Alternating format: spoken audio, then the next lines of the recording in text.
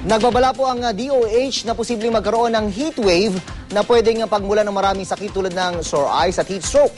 Kaya huwag daw masyadong magbilad sa araw, lalo pat inaasahang mas iinit pa ang panahon sa mga susunod na linggo. Balitang hatid ni Mark Salazar. Kung ngayon pa lang init na kayo, maghanda na dahil ayon sa Pag-asa, lalong tatagaktak ang inyong pawis sa mga susunod na araw. Halos wala kasing ulap na nabubuo sa papawirin ng Metro Manila.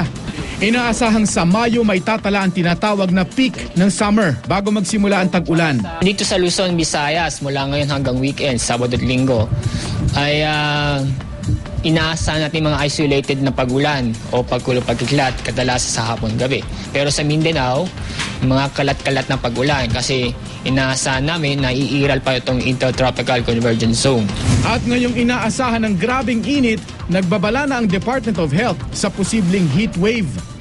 Base sa definisyon ng World Meteorological Organization, masasabing may heat wave kung mas mataas ng 5 degrees Celsius sa daily normal temperature ang naitala sa loob ng 5 araw.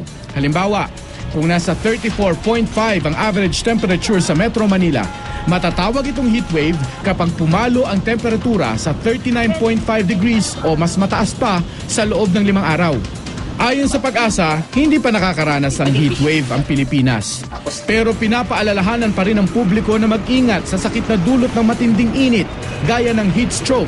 Ang heat stroke, ibig sabihin nun, wala ka ng pawis na pinoproduce. So dahil sa wala ka ng pawis na pinoproduce, wala ka ng sapat na pang-cooling effect. Maaari ring magkaroon ng sore eyes, pagsusuka, diarrhea, pigsa, sunburn at prickly heat dahil sa sobrang init. Kaya payo ng DOH, umiwas muna sa pagbibilad sa araw mula alas 10 ng umaga hanggang alas 2 ng hapon.